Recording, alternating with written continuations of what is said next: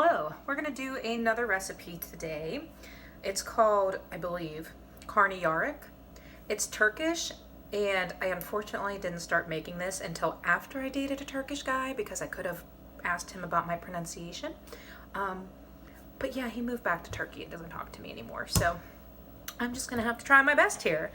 But the whole premise of this dish is stuffed eggplant. This is from the same website that I got my recipe for the Sakuma Wiki that I absolutely love. This is also really good. A lot of the same ingredients, just totally different spin on it. The main thing with this is going to be the eggplant. I'm going to link the recipe in the comments. I make a lot more adjustments to this one than I did the Sakuma Wiki, but mostly it's just how I prepare my eggplant. It's supposed to be like carved and like stuffed like a boat, and it's really visually prettier that way, absolutely, as far as serving. But I don't like the way the eggplant cooks. I feel like it cooks up so much better the way that I do it. I much prefer this recipe since I changed how I prep my eggplant. Or, you know, dick emoji. Had to. Anyway, so I changed how I prep the eggplant and like it a lot better.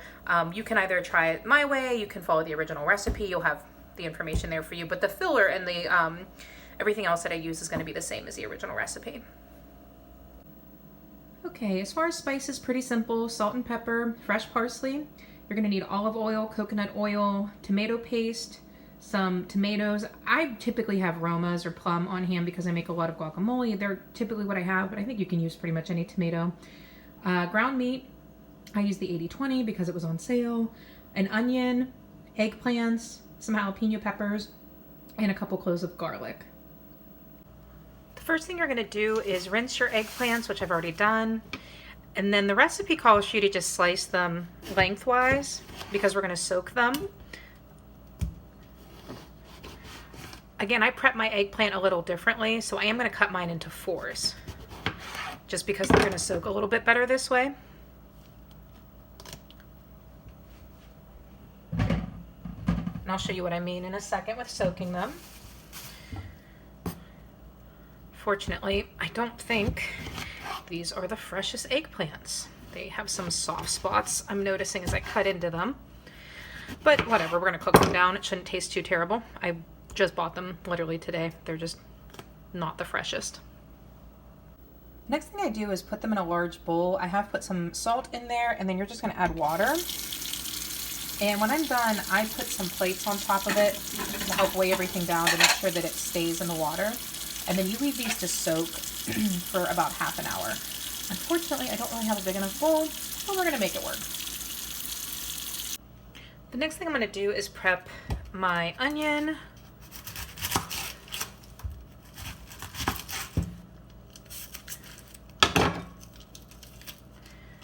Man, this has soft spots too. I am always so terribly unimpressed with the produce department at my local Giant Eagle. It just always seems to have soft spots, and I typically don't shop there unless it's like I'm coming home from work and just decided on the way home I need to grab a few things, which was the case today. But I'm really have had more problems with their produce. It pisses me off, to be quite honest. But I'm already home, so we're going to make it work.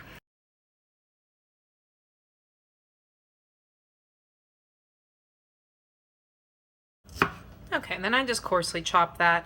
I believe this was a sweet onion. It was on sale. The recipe might call for a yellow onion. I'm not really sure. I kind of just use whatever. And then I'm going to prep my tomatoes. Two of these I'm going to coarsely chop.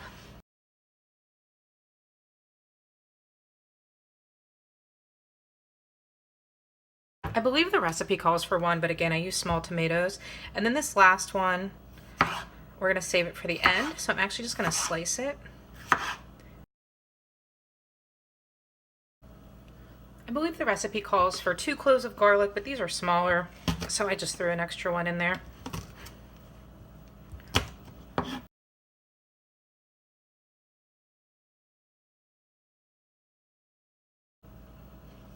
The parsley I had actually already chopped ahead of time because I've been using it in something else, so that's ready to go. It calls for about a handful of fresh parsley. I'm one of those people that likes to have everything prepped before I get started, even if I don't need it right away. So I don't need the jalapenos till the very end, but I'm gonna go ahead and get them ready. Again, this is something that I changed a little bit.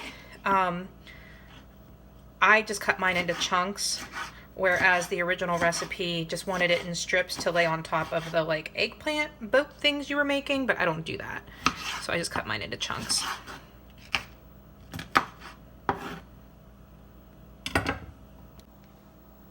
I did just realize that I was wrong in my initial ingredient list, and we don't need the olive oil, so ignore that part. So here is where I start taking some departures from the original recipe. So I'm gonna grab my eggplant that's soaked for about a half an hour here. I'm just gonna slice it.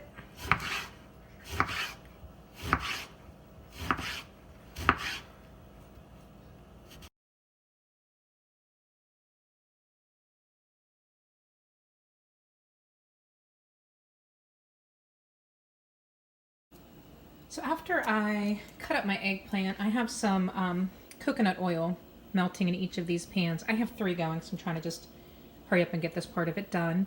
I use the one at Aldi, the Simply Nature coconut oil. If you've never cooked with it, you should try it. It definitely gives things like an interesting spin. And if you've never shaved your legs with it, you should certainly try that. I do recommend keeping a separate jar for cooking and shaving your legs, though. That's what my roommate and I always did, and it worked out much better that way. Okay, so I have each pan going at about medium-high heat. I just want to get these browned and softened a little bit, which shouldn't take long, thanks to Giant Eagle's overripe produce I bought. To me, I don't know, it just brings out the flavor better. So yeah, I'm just going to try to get these a little soft, a little brown. I'll show you what they look like when I feel like they're ready to go. Okay, once they're a little bit browned up, you can see as they start to cook, they get more of that like see-through quality to them, and you'll feel that they're softer. I do add a little bit of water to each pan. And just let them cook up just a little bit more in that. I don't take them to like complete softness because they are going to cook in the oven a little bit as well. So I'll give this a couple minutes, and then I do have the oven preheating to 400. Since I want these to be softened but not all the way through, since I still have to cook them in the oven, I am going to go ahead and transfer them all to a pan. I'm not going to take all that water with me. Okay, so I'm just going to set this pan aside, and we're going to go ahead and start working on the ground meat and the filling. The first thing you're going to do is put some ground meat in a pan on about medium-high. We're going to brown this. It calls for a pound. I definitely used a little bit more. Also, because I do slice the eggplant, I feel like you need a little bit more because you're not just sticking it inside the eggplant. And I had a 3-pound pack, so I put about half of it in there, I'd say. So after your meat's mostly browned, you'll see I still have a little bit of pink in there, but that's okay because we're going to keep cooking it for a while. Probably about 4 to 6 minutes to get it to this point, depending on how much meat you use. We're going to go ahead and add our onion in and saute that for about another 4 minutes.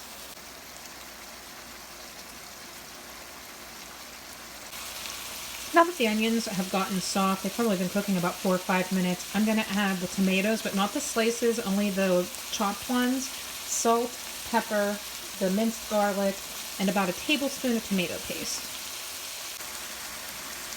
We're going to cook this for about 5 minutes, let those tomatoes get soft and all the flavors mix in.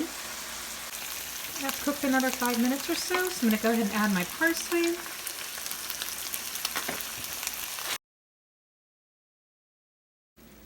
Now that the ground meat is done, I'm going to take everything in that pan and add it on top of my eggplant.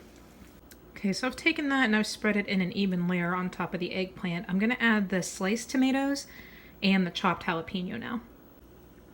That's what that looks like. I'm going to pop this in the oven at 400 for about 20 minutes. You can tailor, again, to your taste. If you like a lot of jalapeno like I do, if you prefer just a little bit or none or more tomato, whatever makes you happy. All right, there it is, fresh out of the oven and ready to serve. Okay, so that is it. That is the Karniyarik recipe. I do want to point out that today I went to the grocery store to get something quick for dinner. Had no intentions of doing this. And it's now like 9 o'clock and I haven't eaten yet, and I've been up since 6 this morning. I mean, I ate at lunch. I'm not going to be too dramatic. I ate at like 12:30, whatever I packed, but yeah, well, sometimes things just happen, not the way you planned. Anyway, another thing that I do make sure that I do, especially when I cook in bulk, because I cook for the week, I do try to container things up as soon as I get it out of the oven.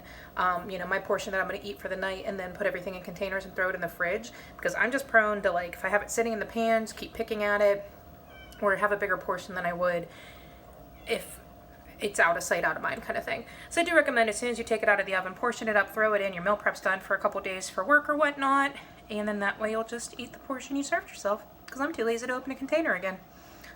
The laziness giveth and taketh away, I have to say. But yeah, I will try to keep posting recipes as I make things that I know I make a lot. Any requests, let me know.